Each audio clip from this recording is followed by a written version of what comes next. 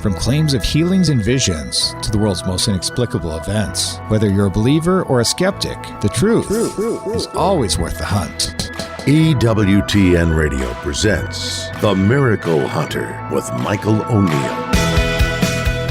Welcome to the Miracle Hunter radio show on EWTN Radio. This is Michael O'Neill. I'm the Miracle Hunter.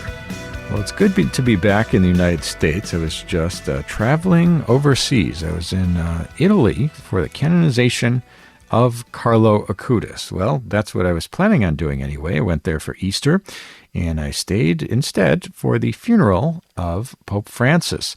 And, of course, the canonization couldn't happen without there being a pope, and so we have to wait for a new pope to find out when that will be rescheduled.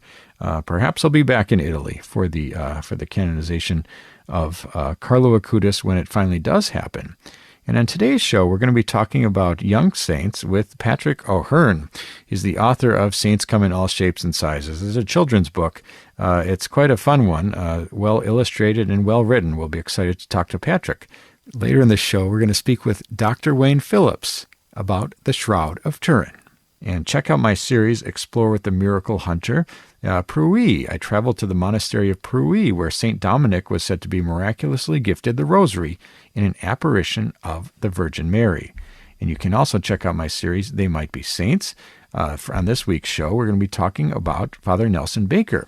I'll be examining the canonization cause of Father Nelson Baker. He was a former business owner.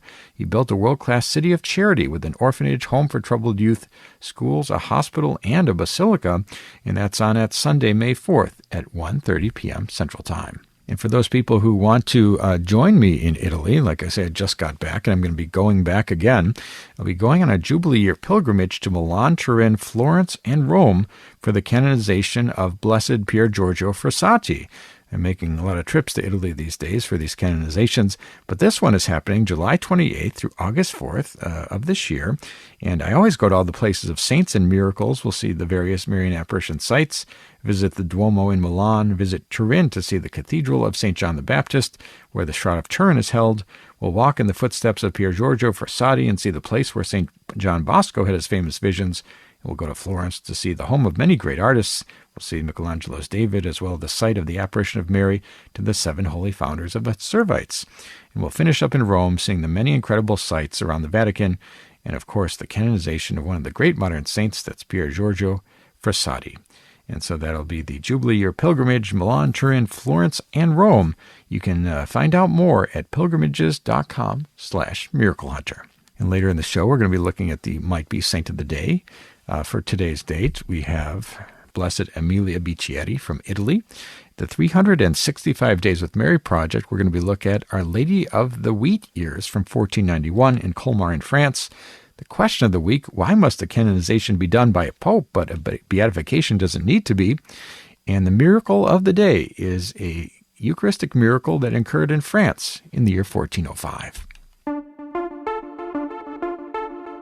Let's take a look at the miracle news. We do this every week where we look at the miracles happening all around the world and those things that relate to miracles. This isn't a miracle, but it is interesting. I'm kind of fascinated by this Saint Charbel Makhlouf.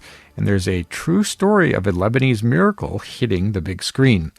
Now, there's a remarkable new Lebanese film called Nohad al-Chami, Sign of Faith, is drawing audiences into a deeply personal and profound spiritual journey. And it's a 90-minute biographical drama recounting the true story of Nohad al-Chami, a woman who suffered a debilitating stroke in the 1990s and who later experienced what she and many others to believe a complete miraculous healing through the intercession of St. Charbel. And it's showing in cinemas all across Lebanon, and soon you'll be able to see it here in the United States. The film is set to be featured in select theaters in Canada and expected to become available online for streaming very soon, where English viewers in America and other countries are encouraged to sort of stay tuned for the release of this. And the film stars several people, including Maya Yamine, and she's Nohad al-Chami at different points in her life, with strong supporting performances by others, and it folds with grace and simplicity, choosing reverence over spectacle, and offers viewers a quiet space to encounter a story of hope that has touched the story and the hearts of many in Lebanon and beyond. And The story is Saint Charbel Macluf. He is the center of this story. He's one of the most beloved saints of the Maronite Catholic Church, and he was born in 1828. Charbel lived most of his life as a hermit in the mountains of Anaya in Lebanon, dedicating himself to prayer, fasting, and silent communion with God. Following his death in 1898, countless testimonies of healing were attributed to his intercession both in Lebanon and around the world, and he was later canonized in 1977 by Pope Paul VI. And so this is an amazing film, and for me personally, St. Charbel Macluf, he's one of my go-to saints, Padre Pio being one of the others.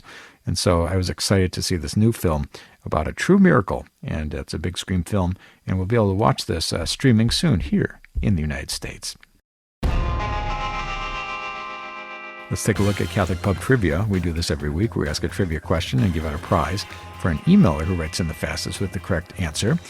And the question was about the Fatima children, and we were asking about who is the youngest non-martyr saint in the entire Catholic Church. And the youngest non-martyr saint in the whole Church, aside from the Fatima children, is Saint Dominic Savio. He was born in 1842. He was a student of Saint John Bosco, canonized in 1954 at the age of 14, and he was renowned for his deep piety, commitment to purity, dedication to prayer and service, all of which he embraced wholeheartedly during his very short life. And the question for this week, we're going to stay on the theme of young saints, as we are talking with Patrick O'Hearn about young saints today. Who is the youngest American venerable, blessed, or saint? So the question again for today is, who is the youngest American venerable, blessed, or saint? If you think you know the answer, want to win the prize, the image of the faces of Mary, send me an email to questions@miraclehunter.com, and maybe you'll be the winner, and answers and winners will be posted on the show page on miraclehunter.com. We need to take a short break, but when we come back, we're going to be talking with Patrick O'Hearn, author of Saints Come in All Shapes and Sizes. Stay with us for that.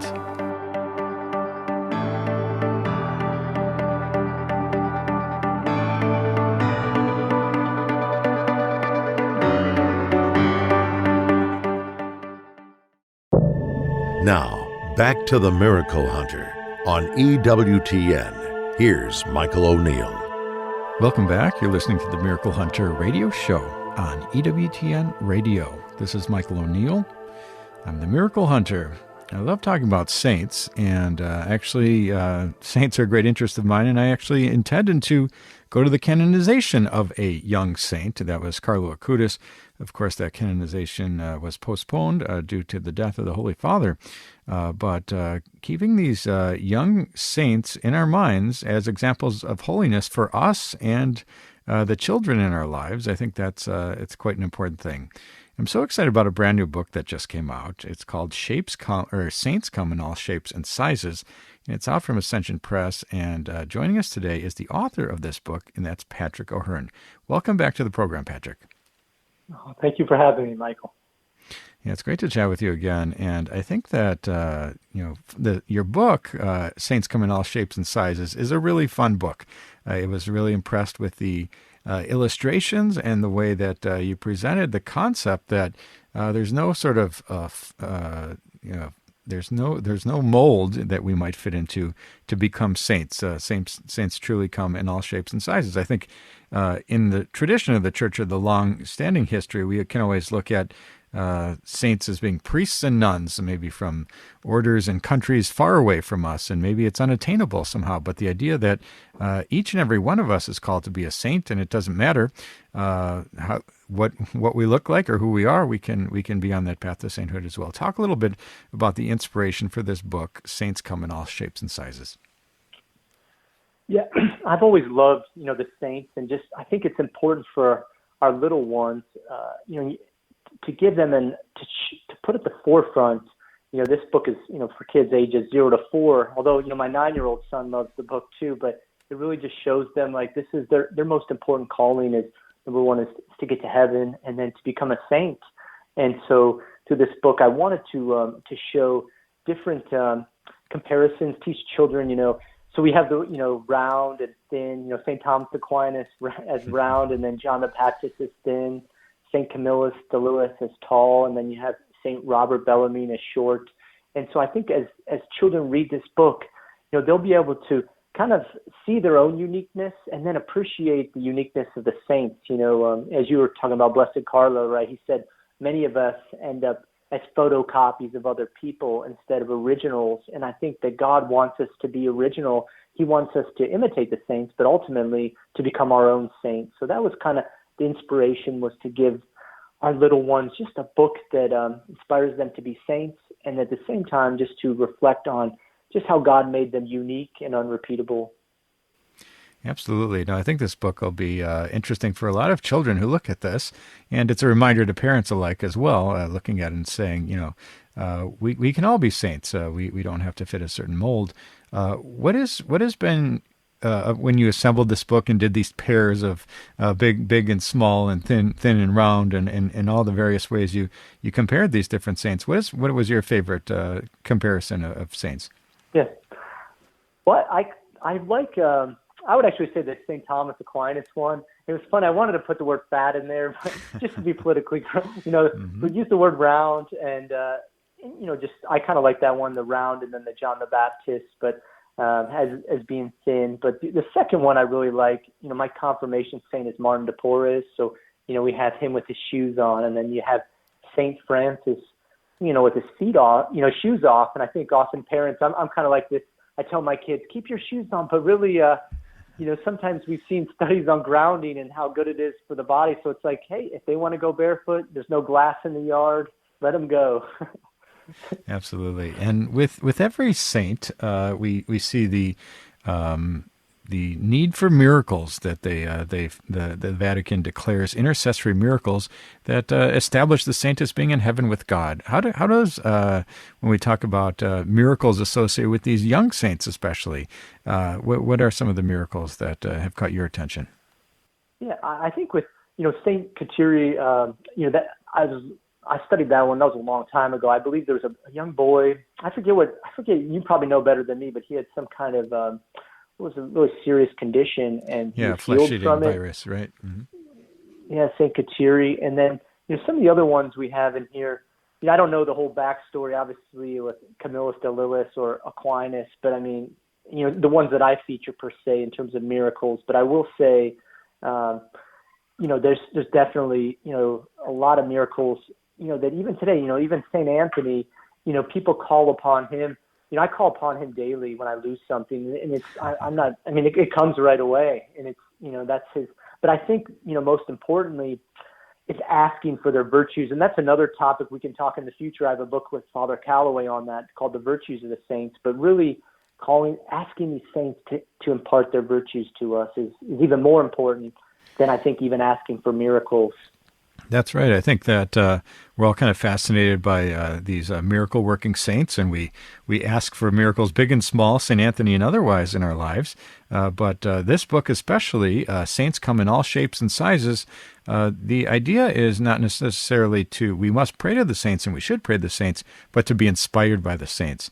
What have you seen with children and parents engaging with this book? How they can show the lives of the saints to be useful to children?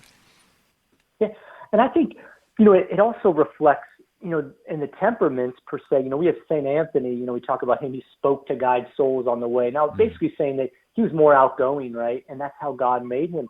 And then we have Saint Kateri, who loved to quietly pray and says, loud or quiet, you can be a saint. And I think as parents, sometimes, we have this notion of what sanctity looks like, or not accepting the way that God created our children to be in. So some of them are quieter than others, some are louder, and that's the way that God made them. And really just utilizing, those temperaments for God's glory is critical. And talk a little bit about your work with the illustrator. I found the illustrations quite captivating in this book. Very well done to pair with your fun. It looks at each of these saints and types of saints. How did the illustration go in creating this book? Yeah. Elizabeth, she was actually chosen by Ascension Press. When I conveyed to them is, I wanted really beautiful saint images, and ones that a lot of times you see with the board books, the eyes are super big, they don't even look like saints, they're kind of just they're kind of dumbed down a little bit. And I think it was important to have this certain beauty and so she did that. She conveyed, she just did a marvelous job where you can, the images are they're simple enough, but yet they're so profound. I mean, I look at, St. Mary Magdalene with her long hair, and then short St. Clair, and she did her, we all did our research on this to make sure that, obviously, we're conveying accurately as possible, these depictions. So I like one thing. I like St. Thomas More, right? So we include a couple married saints in there, and he's in his city, writing away. So I think it's just beautiful, all the different, just how specific and detailed the illustrations are. Yeah, no, I think that's a big success of the book. And for people who want to pick up this book for their own children or to give as gifts to the children in their lives, where can people go to find out more about this book?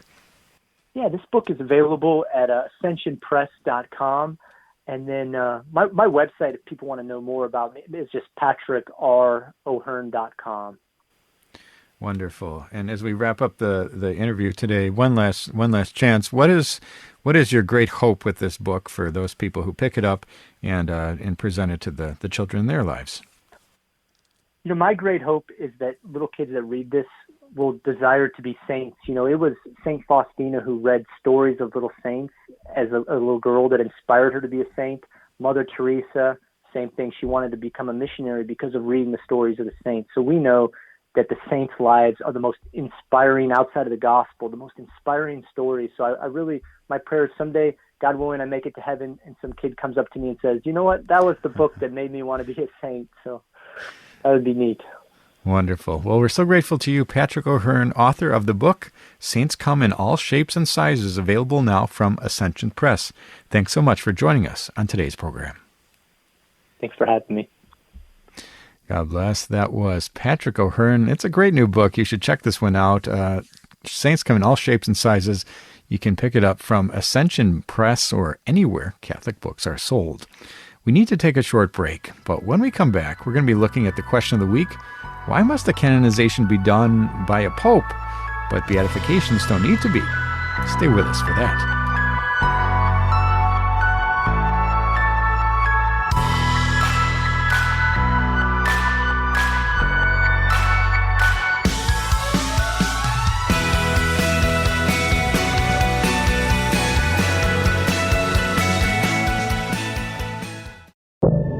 Now, back to the Miracle Hunter on EWTN. Here's Michael O'Neill.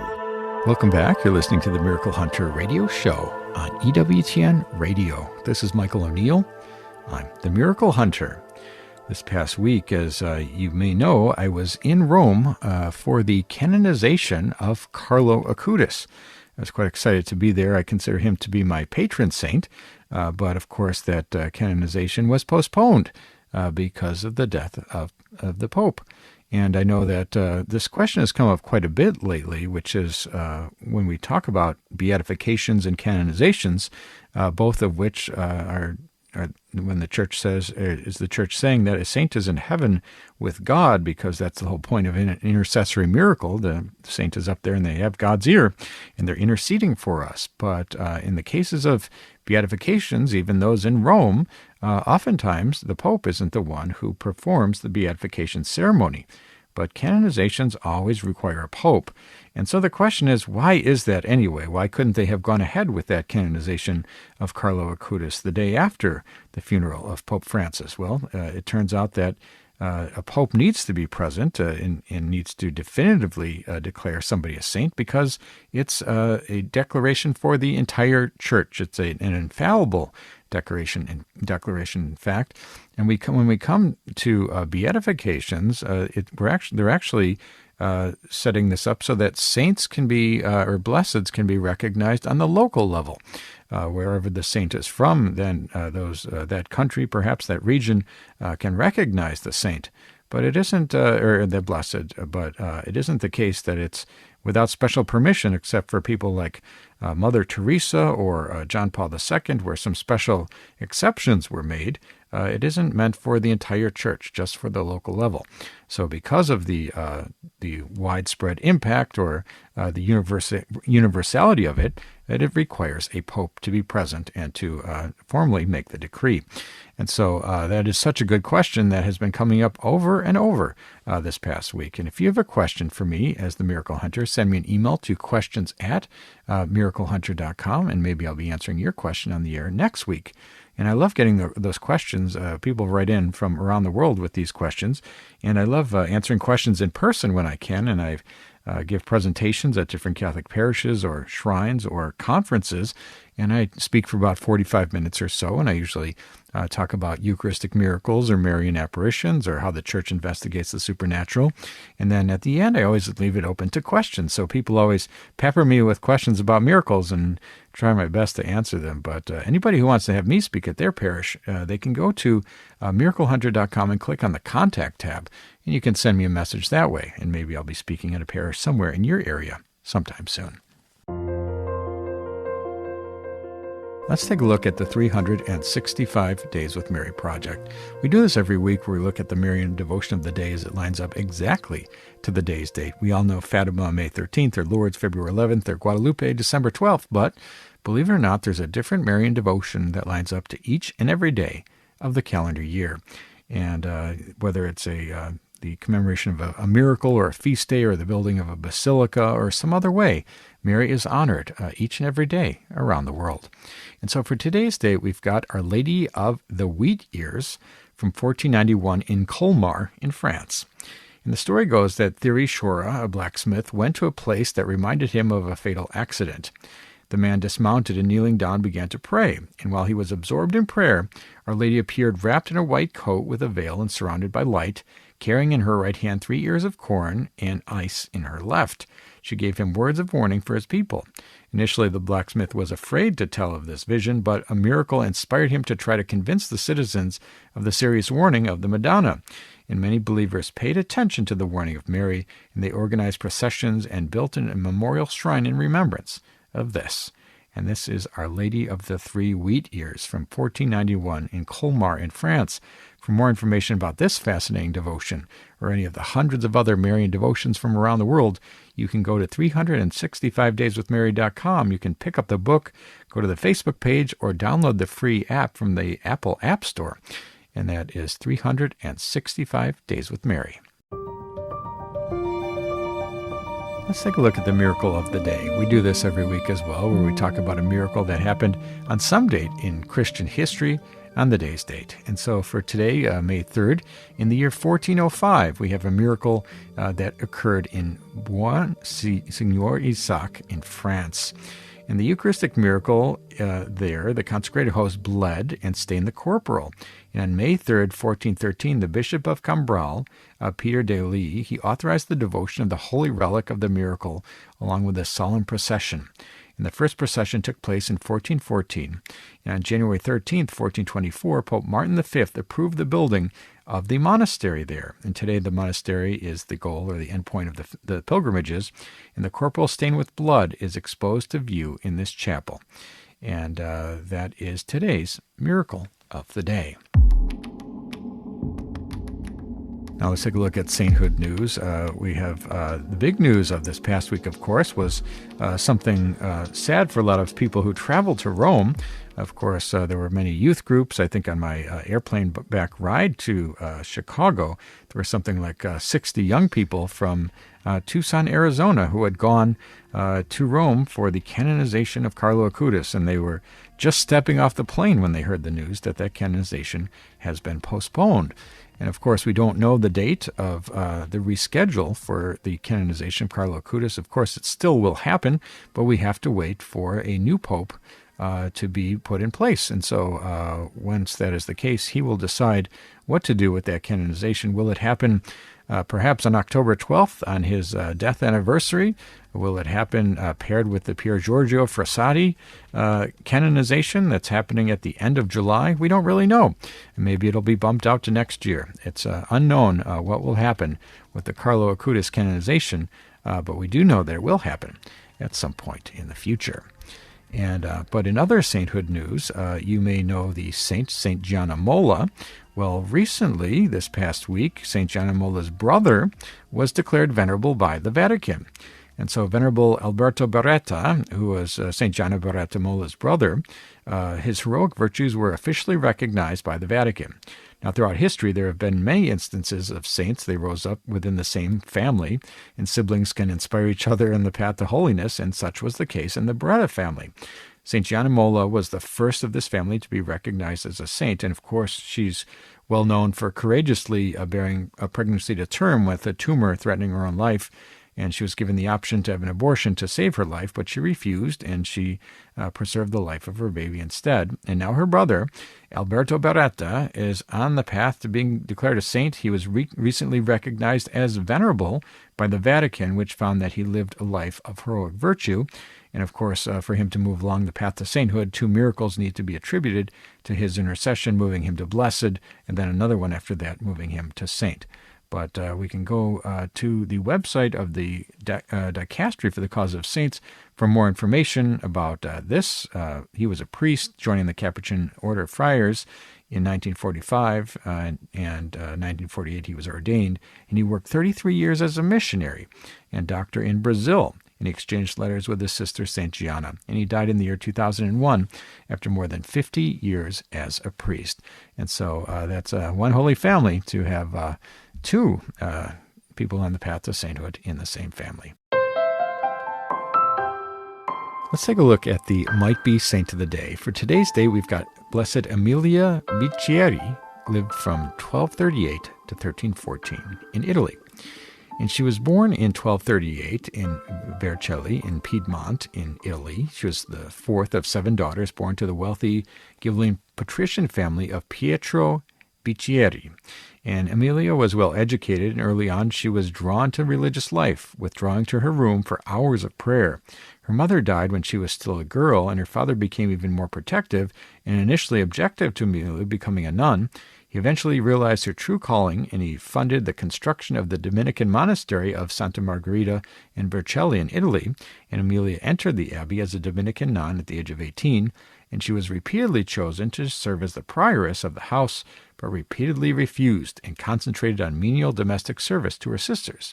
She finally became prioress in 1273, and she always promoted devotion to the Eucharist, the Passion, and the Blessed Virgin Mary. And she died on May 3rd, 1314 in Vercelli, and she is interred in that very same St. Margherita Abbey. And she was beatified by Pope Clement XIV in the year 1769, and with one miracle, she will be declared Saint Emilia Bicchieri, and that is the might-be saint of the day. And for people who want to tune into the program, They Might Be Saints, you could pick up the book as well, which is available from EWTNRC.com. But if you tuned in this week on Sunday, May 4th at 1:30 p.m. Central Time, you can see the episode of They Might Be Saints about Father Nelson Baker.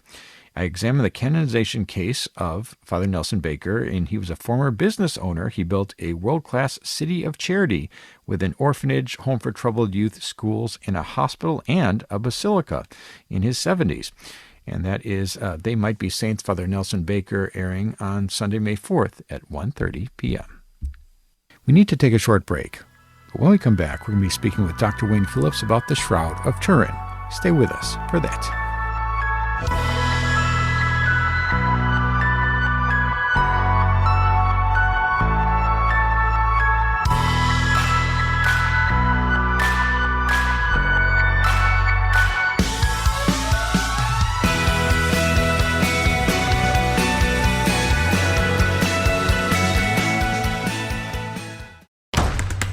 Now, back to the Miracle Hunter on EWTN. Here's Michael O'Neill.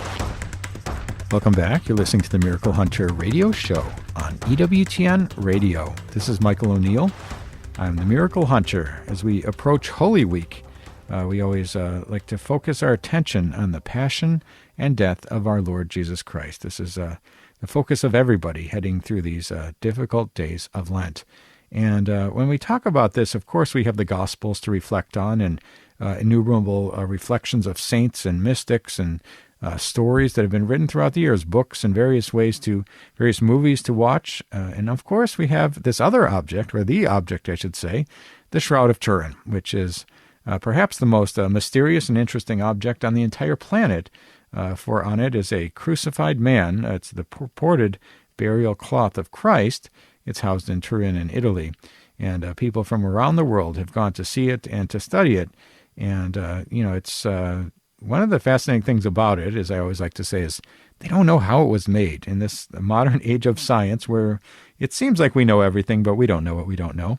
The scientists still cannot say how the Shroud of Turin was formed, how this image of who we believe to be Christ, who I believe to be Christ on that cloth, what got there in the first place, which I think is absolutely mind-blowing. Well, we're so excited today to talk with Dr. Wayne Phillips. He's one of the true experts on the Shroud of Turin.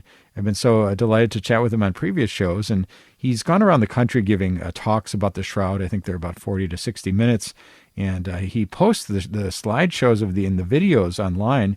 People can actually Google Shroud Phillips to get access to any of these hundreds of talks that he's given on the Shroud of Turin. So it's absolutely amazing. This ministry that he does, this gift that he gives us, going around talking about this most incredible of relics in the world. Welcome back to the show today, Dr. Wayne Phillips. Thank you very much, Michael. It's wonderful to be here.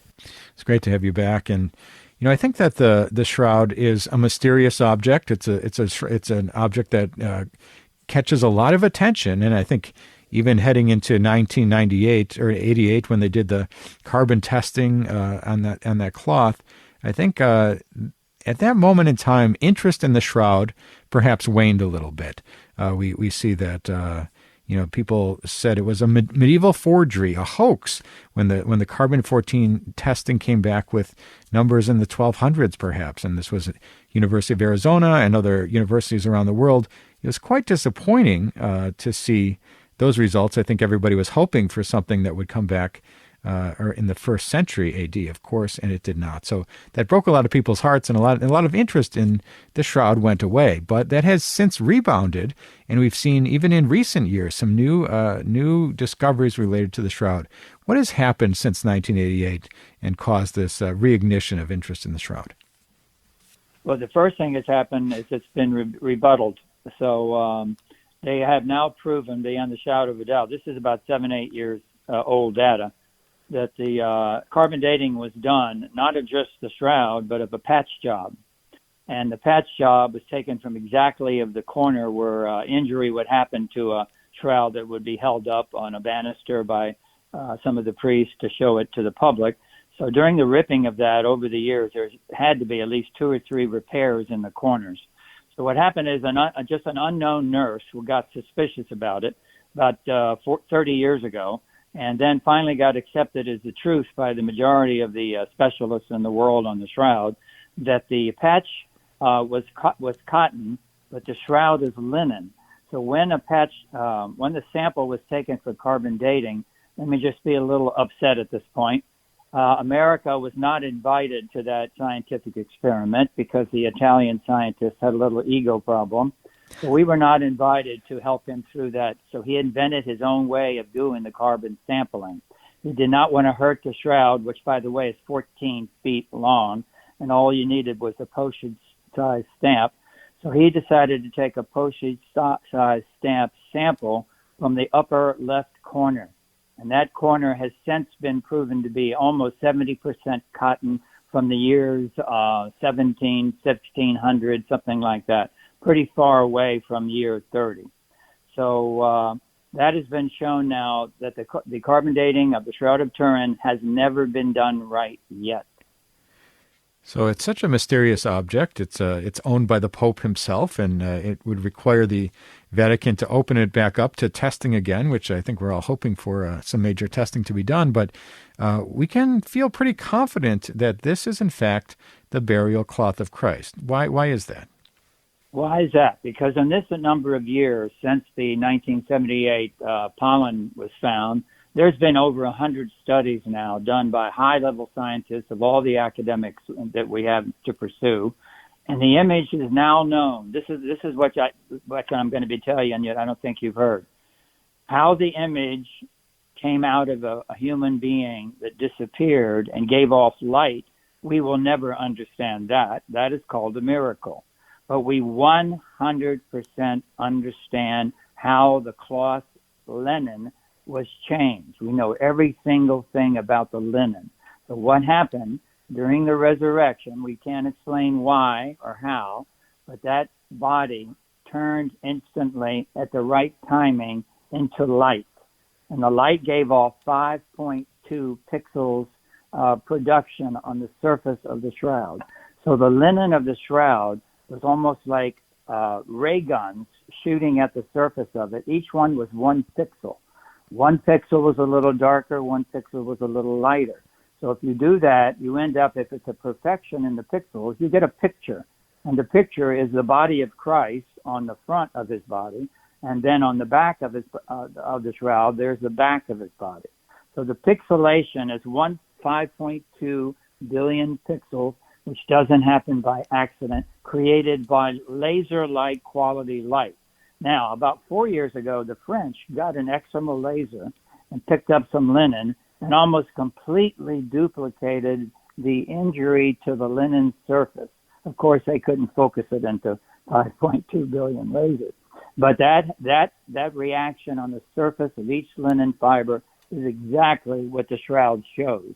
So now we know, we don't know exactly the miracle part, but we know the light that came out of the body hit the linen surface, but it didn't go through the linen all the way down. It didn't burn it. The shroud didn't turn into energy. It just got singed on the surface in such a perfect way that we were able to now delineate the photograph of a human being. And do we know? Thank you for that. I think that's amazing that they've done those tests, which kind of prove this hypothesis of how the image was created. Do we know if the image is actually accurate according to medical standards? The way the blood flows, or the parts of the human body, the way they're positioned, are all those things that we know couldn't be forged in some way? Michael, that is my favorite question. Every single doctor on the planet that gets to hear these facts is overwhelmed, because every single point about the blood, the clot formation, the where the blood and water came out from the spear from his rib cage, why this is something everybody needs to look at when they see my talks on the internet, that the man has no thumbs, and of course it didn't amputate his thumbs, and he has holes in his wrist, not in his palm of his hand, that the painters have always gotten us used to seeing. So the data now is pretty well set that the nail was put in the wrist, it hit the ulnar nerve, made the thumb go under the hand and hidden. So when you all start looking at the pictures and you see Jesus' hand in the image of the shroud, he has no thumbs. Now don't be upset about that, because that's real. And these are one of almost, I would count, over 80 points that show that this is the real deal. The other point, they now have photographs of the surface of the shroud. There's no dye, there's no paint, there's nothing on it. It's just little blood clots that are in between the threads. And then they've done things like aimed X-rays at the image, and the X-ray goes right through the image, because the image is nothing. It's made out of linen. It's made out of burnt linen. So if it was blood, or if it was some kind of chemical or some paint, it would show up by X-ray. So X-ray picks up nothing on the shroud but blood. So you can see there's so many things that's happened. Let me tell you about the most important one. The shroud has characteristics about it.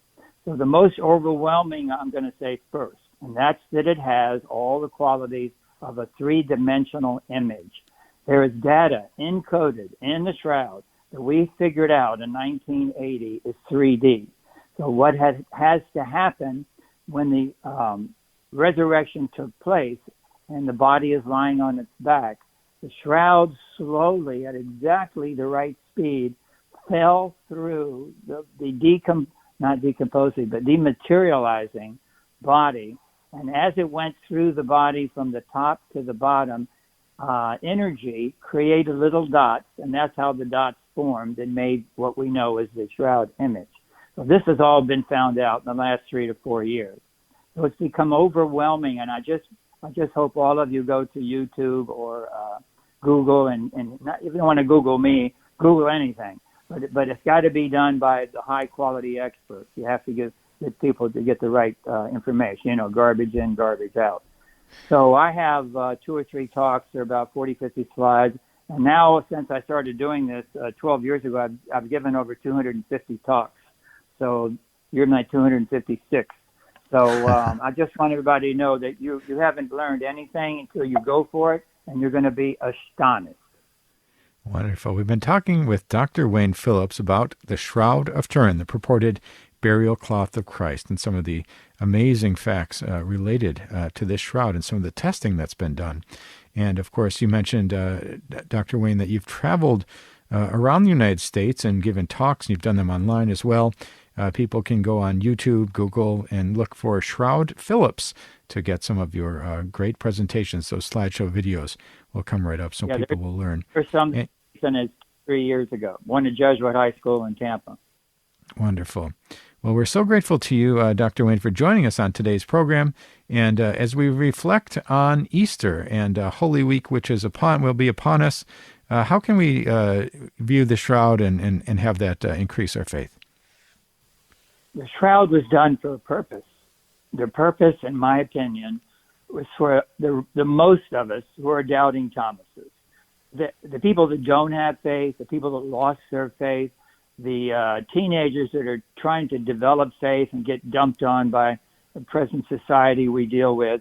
The shroud is a physical, scientific, touchable, seeable fact, miracle presented to us by Jesus because he knows we're not so good at believing stuff because somebody said so.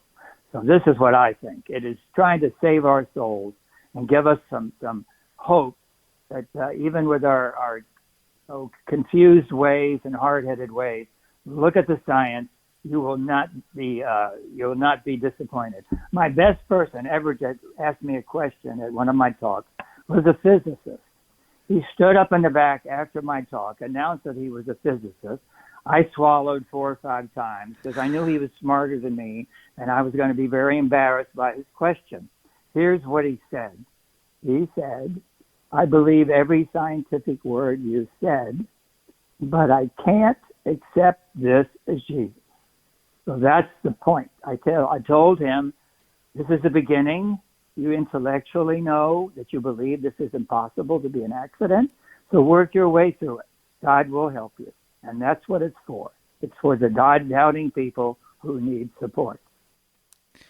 Very well put. Well, we're so grateful to you, Dr. Wayne Phillips, talking to us today about this mysterious cloth, the Shroud of Turin. Thank you so much for joining us on today's program. Very welcome, Michael. And that was Dr. Wayne Phillips, one of our favorite guests, talking to us about the Shroud of Turin, some of those remarkable stories and facts related to this purported burial cloth of Christ. Absolutely amazing. Check him out. Search for Shroud Phillips either on YouTube or Google to get his full presentations. And that's all the time we have for today's show. If you missed any of this episode or want to catch up on past episodes, you can go to EWTN.com/radio. Check out the audio archives or download the free EWTN app. I'd like to thank our guests today, Patrick O'Hearn, author of Saints Come in All Shapes and Sizes, and also Dr. Wayne Phillips talking to us about the Shroud of Turin. You can find out about my Jubilee Year pilgrimage going from July 28th through August 4th. We're going to Rome, Milan, Florence, and Turin, and we'll see the Marian apparition sites of Italy, visit the Duomo in Milan, visit Turin to see the Cathedral of St. John the Baptist, where the Shroud of Turin is held, and walk in the footsteps of Pier Giorgio Frassati. We'll see the place where St. John Bosco had his famous visions and go to Florence, home to many great artists. We'll see Michelangelo's David, amongst others, as well as the site of the apparition of Mary to the 7 holy founders of the Servites. We'll finish up in Rome to see the many incredible sites around the Vatican and finish with the canonization of one of the great modern saints, Pier Giorgio Frassati. Find out more and sign up at pilgrimages.com/miraclehunter. I'd like to thank you today for joining me on Miracle Hunter, where from claims of healings and visions to the world's most inexplicable events, whether you're a believer or a skeptic, the truth is always worth the hunt. Talk to you next week.